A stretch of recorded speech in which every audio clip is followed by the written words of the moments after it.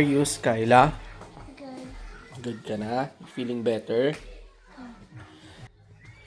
Bali, hindi pa namin pinapasok si Skyla ngayon. Sakto naman, wala akong pasok. So, pinagpahinga pa namin siya ng isang araw. Silipin ko lang kung may parkingan na kami. Kasi, kaninang umaga, walang parkingan. Pag uwi namin ni Mia galing, nako, wala pa rin. Uwi namin ni Mia galing pagsamba. Walang parkingan pa rin, oh. Oh, ito dyan kami nagpa-parking palagi. O kaya dito. Wala, oh. Puno pa rin. Sininok pa ako. Mama Mia, wala pa rin parkingan.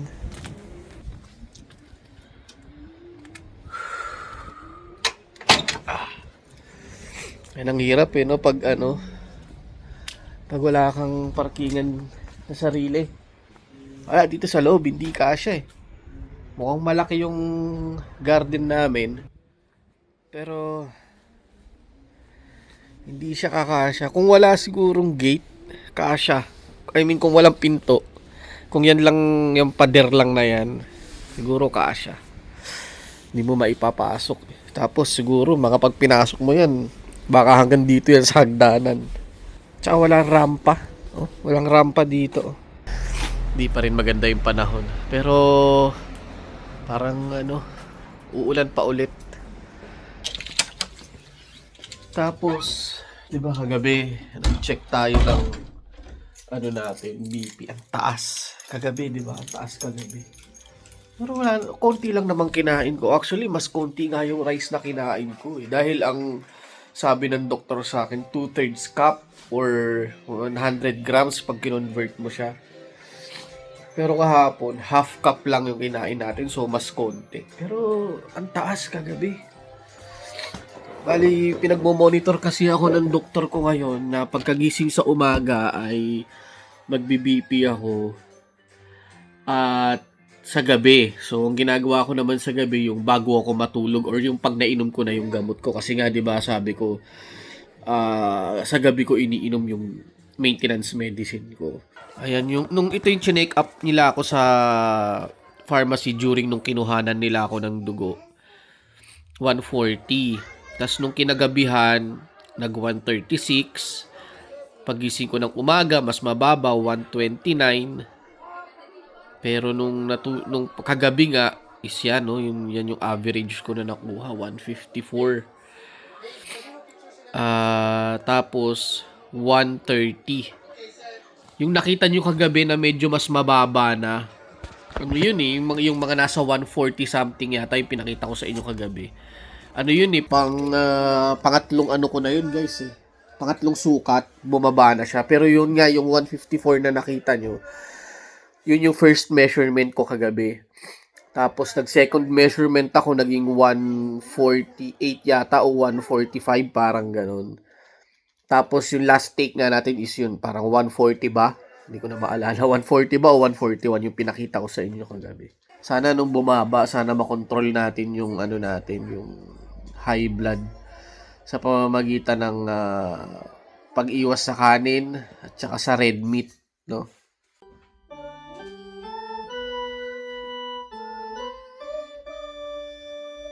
Galing na.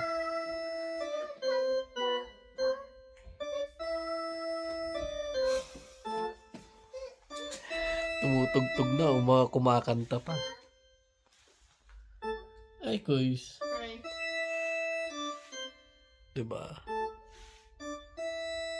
Sino nagtuturo kay Skyla? Ang nagtuturo kay Skyla ay si Kuya. Sensya na guys, ang gulo ng bahay namin. Lagi yatang magulo to. Ay, okay tayo naman na magpahatid kay Mia ngayon. Pasok sa trabaho. Bumili ng kailangan ko na bumili ng fluid ng windshield washer. Malayo-layo yung trabaho ko ngayon guys. Sa may ako ngayon. Sa may Casilina. Nabanggit ko kanina. na gagawa ka ng chili garlic. Oo, may orders kasi. Actually, nagsimula yan sa ninong. Wala talaga akong balak bumuka. Nag-message sa amin yung ninong ko, yung ninong namin sa kasal kung may chili garlic daw ako. Sabi ko wala nung. Akala ko naman, isa lang ganun, gagawa ko sana siya. Eh sabi niya, 4 daw sa kanya. Diba? Sabi ko, order to ha, sabi ko ganun. Kaya naisip ko, na sabihan si Mia na mag-post kasi ito taga-post ko. Marketing ko yan eh. So nag-post si Mia. Hindi naman namin nakalain ilan yung dumating na order, mami. Halos 20 na. 20. Kaya this Saturday, Busy siyang gumawa. busy tayo gumawa ng chili garlic. Matagal na namin ginagawa yan ni Mia. Siguro mga dumating pa lang ako dito 2018 na kaila Kuya Rolling pa tayo, di ba? Doon ko unang-unang trinay. Titigil lang. Patigil-tigil lang kasi nung unang ginawa ko, wala pa akong work nun dito dahil bagong dating nga lang ako. Naisipan namin gumawa ng chili garlic and awa naman ng Diyos, naging mabenta no yung unang-una. May tumatangkilik. So ilang weeks na ganun, tapos nagka-work ako, na-stop. So meron tayong 20 na orders na gagawin sa Sabado. Papasobrahan natin yun hanggang 25 kasi usually kapag namimigay na ako ng order, ganyan, pinapamahagi ko na yung order, may nakakakita, nagtatanong, oh meron ka pa ba dyan, ganyan. So Baka si Kanoel, baka gusto papasobra tayo ng 5. Si Kuya Jeric baka baka gusto niya. hindi siya umorder pero baka pag nakita niya. Bali tig to 200 grams or 250 grams ang laman ng isang garapon na ginagawa natin, guys. Nakakatuwa nga, meron tayong bagong ngayon nag-order. Oo, si Si Ate Joanne. Si Joanne Ate Joanne, Chuki. Chuki. Oo, shoutout nga pala kay Joanne. Ate Pati Jo, kay kay Manang. Tsaka kay Rose Ann. Kay Ann Agustin ba yun? Yes. Yung taga Roma Check. Oy, thank you po Thank you po sa panonood sa amin at saka sa pagtangkilik sa chili garlic. Si Joanne, ilan siya? 2. Dalawa, sisi. Tapos si Ann, 2 rin yata. Tatlo si Ann. Tatlo ba si Ann? Oo. Ayun, shoutout sa inyo guys. Thank you sa pag-order. At saka sa panonood sa amin. Mamaya sama ko kayo sa guys, doon sa wet market na pinupuntahan ko kapag namimili ako ng mga ganyan. Also known as Vittorio. Yeah, Vittorio. Tawag ng mga Pilipino doon dito ay Vittorio o Vittorio lang. Vittorio, pagka sinabi rin ng iba na sa may Vittorio Emanuele, gano'n. Yan ang dito, wet market. Para siyang guys, sa mga taga Sampaloc, para siyang trabaho market, gano'n. Si Arnel, sigar. Ayun, sigar, Ayun, dun. Ang sigar. Tawagan ko nga sigar. Hi guys, ayan, so nandito na tayo ulit sa work natin. Nandito tayo sa part-time natin guys. At actually nakapag-umpisa na. Tapos ko na nga. Ayan, yung kwarto tapos na natin. Bali yung mga tuwalya lalagay na lang natin doon, yung mga bago. Tapos papasadahan ko pa to ng isang, papasin doon pa lang siya nilaban. Ito hindi ko pa nilalaban kasi lalakad-lakad pa ako dito mamaya. At syempre bago tayo malis, isang last pasada dyan. Kasi ang dami nating oras Bali ito na lang. Ayan, kita nyo may mga kalat-kalat pang maliliit. Itong kusina na lang ang lilinisin natin mamaya. Ayan, halos tapos na tayo guys. Anong oras pa?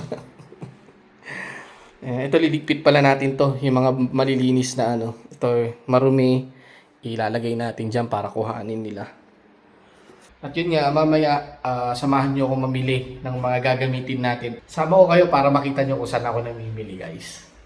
Sa ngayon, tapusin muna natin to.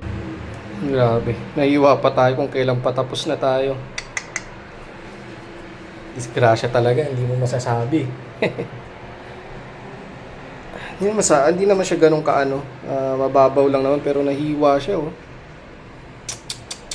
Dito tayo sumabit guys Ito Tulis-tulis yan Nung hinawakan ko kasi dito dumulas. Ayan medyo nadudurog na kasi itong vacuum nung may-ari dito. Mamma mia Ito na lang, huminto na yung pagdugo. Medyo malakas yung dugo niya eh. Yun ang hirap pag medyo nagtitipid yung may-ari. You know, although gumagana pa siya, okay pa siya. Pero feeling ko, mabibiyak na yung handle nito. Pag nabiyak yung handle nito, wala na. Hindi mo na magagamit yan sa hahawakan. Yun.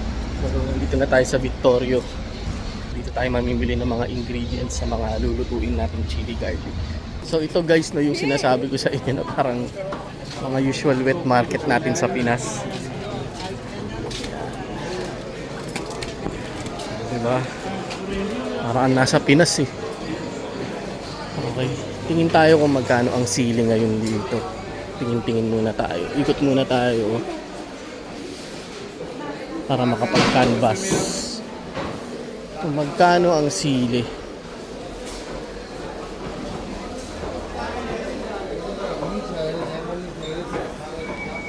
So, meron na tayo talagang suki na binibilhan dito. Pero, pagka mataas sa kanya, sa iba rin tayo bumibili. Minsan kasi yung taas eh.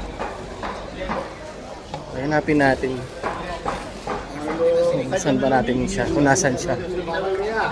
Tingnan natin kung magkano yung sili sa kanya. Dito. Ang mga isda. Mura din dito ah. Mga isda. Kaysa sa supermarket. Tignan nga natin dito guys. Wait lang ah. Ayan, so dito tayo mamili. Wala yung pinupuntahan ko eh. Baka lumipat ng pwesto. So dito na tayo. Ayan, meron silang sili eh. May green, may red. Doon tayo sa red. Ayan, sayote sila, di ba? Mga Pinoy na ano, may kamote. Di ba? Di ba parang Pinas na Pinas eh, no? Amigo, mi prendo quello peperoncino. 2,5.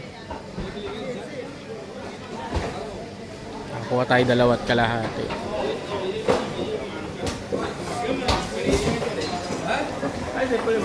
Okay, nakakuha na tayo ng sili na pula. Next natin, bawang. Lahat dito tumatawag sa'yo ng pare. Mahal ng bawang niya. 550 per kilo. Meron pang mas mura dito. Hanap tayo guys. Oh, dito. Sa kabila. Dito tayo. Tingin tayo dito. Dito. Diyan. Wait lang, kuha lang ako. Okay, so meron na tayong bawang. 2 kilo yung kinuha nating bawang guys. Teka, lagay nga natin sa bag para wala tayong bit-bit. Wait lang.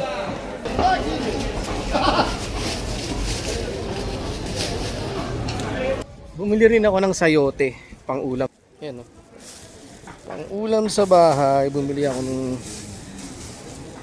Ay, ang hirap. Tapos guys, maghahanap tayo na tokwa.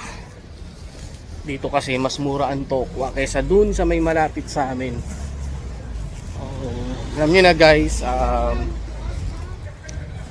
nag-iiwas tayo ngayon sa kanin kaya ang mga pamalit talaga natin, gulay, tsaka yan tokwa, maganda ring pamalit yan sa kanin.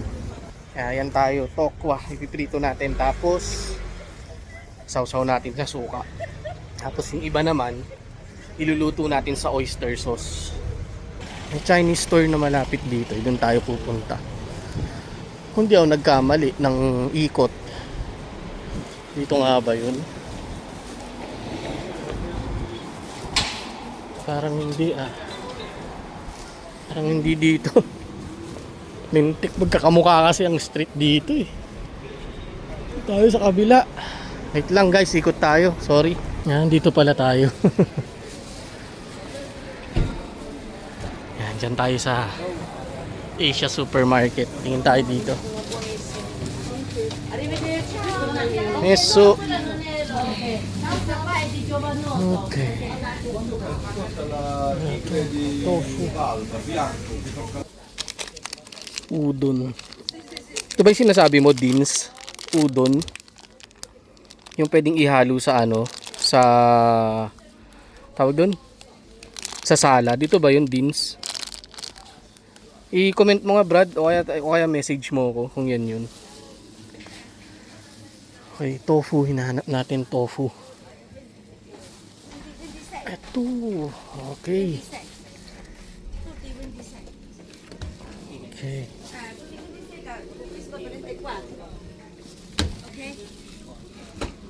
Oh, mahal na rin ah. Mahal na dito. No, wag tayo dito kumuha.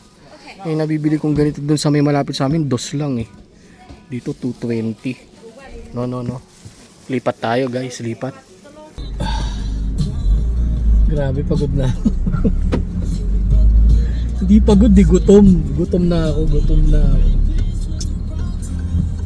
Ay, ito ang problema ko guys. Buti na lang talaga meron tayo sasakyan tsaka nandyan si Mia. Kasi sa dami ng bitbit ko, parang hindi ko na kayang maghintay ng matagal sa bus stop ng bus. Mama Mia. Ito na lang, nasa bahay si Mia at saka may sasakyan. Tapos ito ang problema ko guys, pag yung gutom na gutom, hindi ko alam kung anong kakainin ko.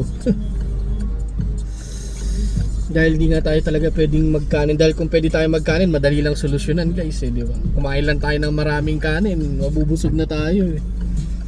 Pero hindi nga ganun yung sitwasyon natin guys. Kailangan natin ituloy yung diet na sinabi sa atin ng doktor kahit anong mangyari. Hindi rin yata ako nakapag-almusal kasi kanina nagkape lang tayo mahal, no? Nagkape lang kami ni Mia kanina. Try mo rin sanayin yung sarili mo na may crackers ka na Hindi nga ako pwede sa crackers, may carbs din yun. Problema ko eh. Kailangan kasi natin ilimit yung carbs. Siguro pwede saging, may baon ako saging. May ano pa pala doon, pwede tayong lutuin na Brussels sprout. Yeah. Yun, okay yun. I-oven natin yung Brussels sprouts. Tapos bumili akong bok choy, tsaka tokwa. Gusto ni Skyla ng bok choy. Bok choy, magkano siguro tayo nilaga, damihan natin ng damihan natin ng fagiolini at saka ng gulay repolyo, tsaka yung para yan ang kakainin natin. Nilaga, yes. Okay din yun para rin yung mga bata masanay din sila na kumain ng gulay. Kasi syempre guys, kung puro karne yung niluluto natin, hindi sila mai-introduce sa gulay. So bali ang nabili natin ay wala na ako sa sarili ko. Hindi, so pagkagaling natin sa metro, dumiretso tayo dun sa may tindahan ng or Chinese store. At doon ako bumili ng garapon na paglalagyan ng mga chili garlic. So bumili ako ng 25 pieces noon guys. Yan, nood tayo ng bagong upload namin guys. Cisterna Latina. Ha? Cisterna Latina. Yeah, sa Cisterna Latina. Nung Sunday yan eh.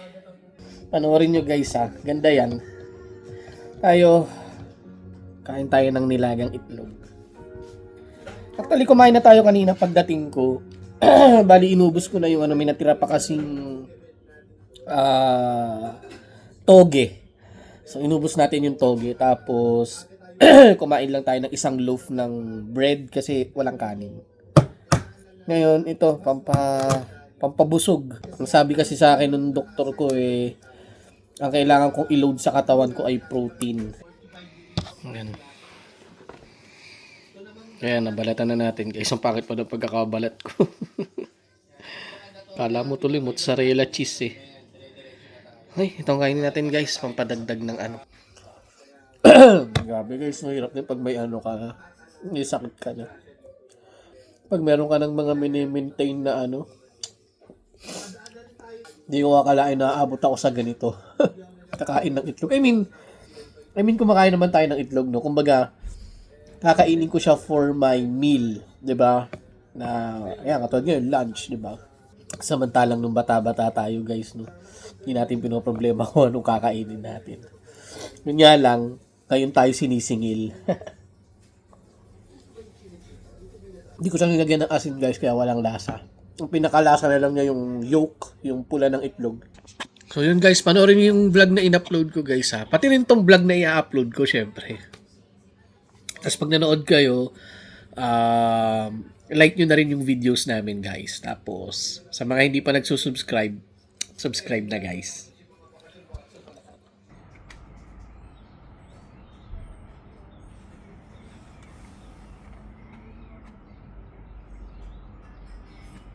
Ayan guys, so patutuyuin natin. Hinugasan na natin siya.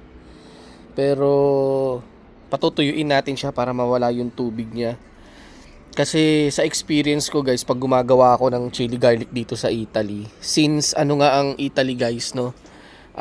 Tawag dito, very humid ang weather dito sa Italy. Kaya napakabilis mag ano ng sili guys, napakabilis niyang tawag dito, magkaroon ng mga molds, yung ganun. Para maiwasan natin yun guys, at pagkatapos hugasan ng sili, ay pinatutuyo ko talaga siya sa araw. Mas maganda nga to guys kung net pero wala tayong net.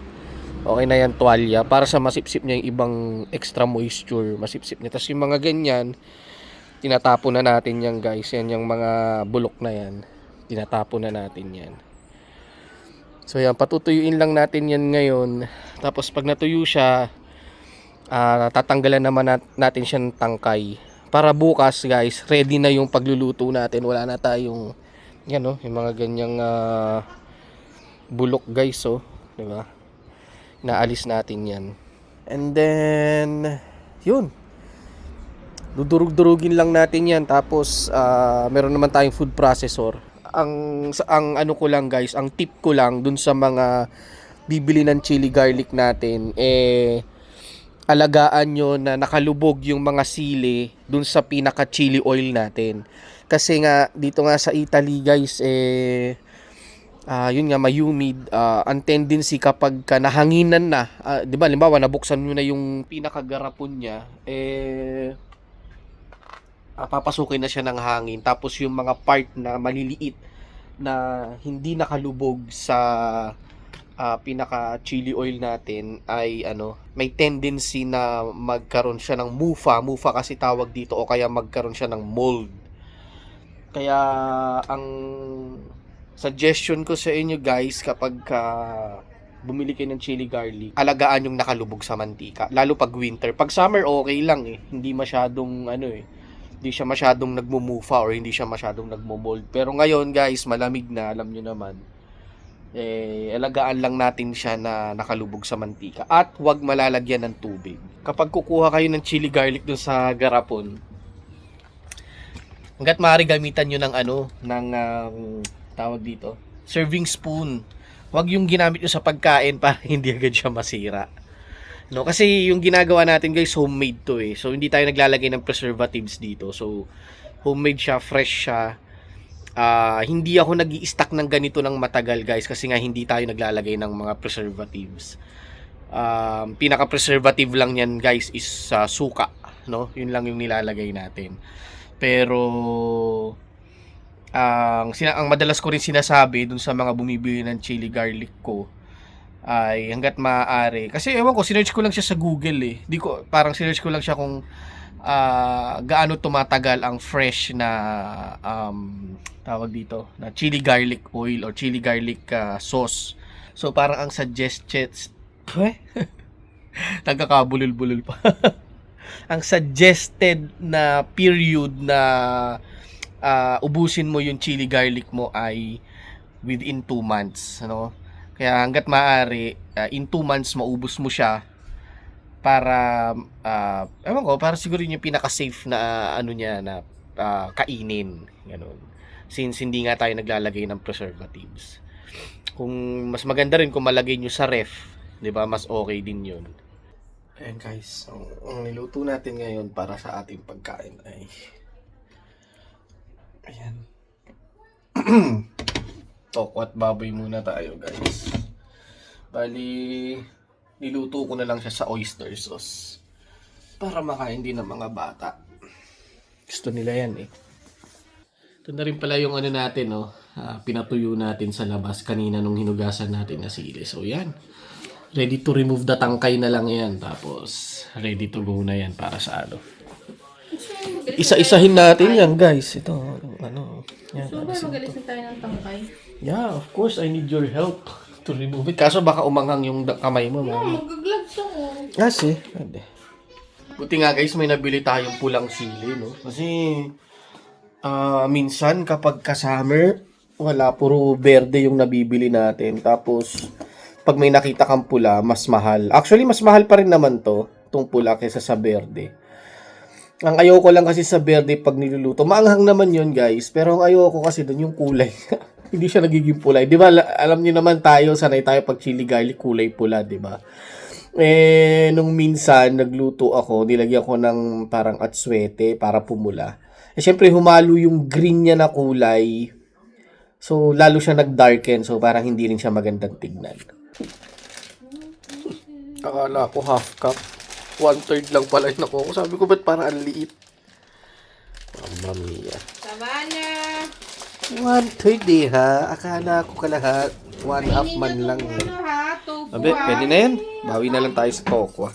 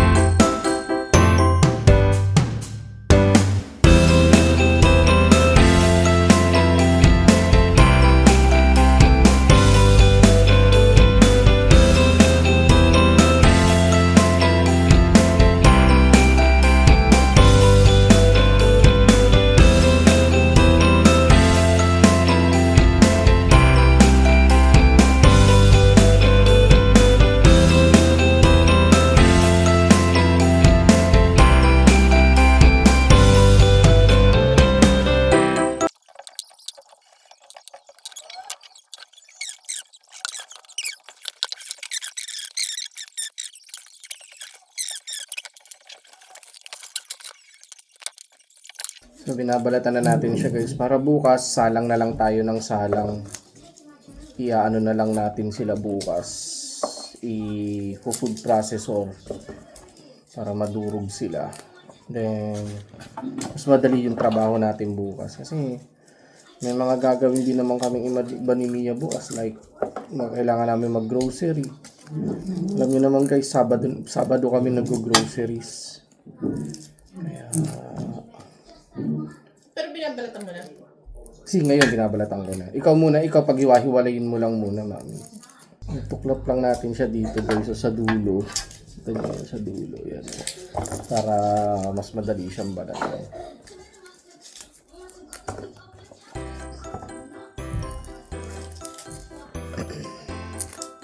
Okay lang naman may matira-tirang konting balat kasi papalasa rin yun.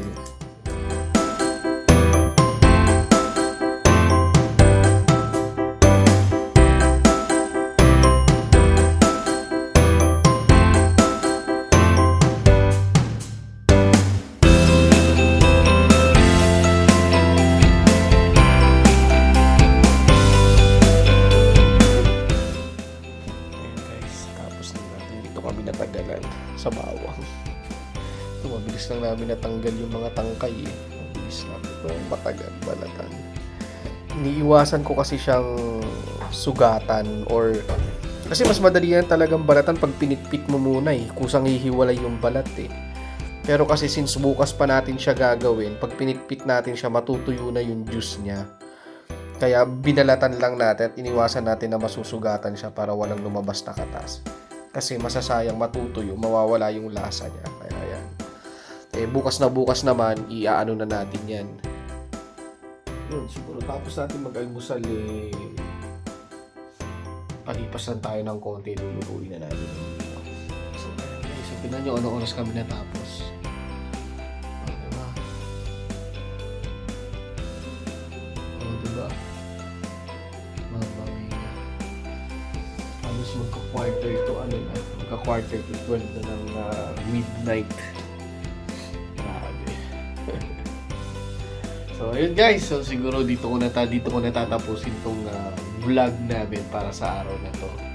Magkita-kita tayo bukas at samahan nyo kung gawin itong chili garlic, kung paano natin siya niluluto at pinapak, no? Ito nagawa na rin ni Mia yung pinaka parang label natin. Ayan, no? So, si Mia ang gumagawa ng label natin kasi maganda ang handwriting niya. So, yun. Samahan nyo ako bukas sa paggawa natin ng chili garlic at sa kung paano natin siya pinapak. Okay guys, so thank you very much sa panonood nyo sa amin.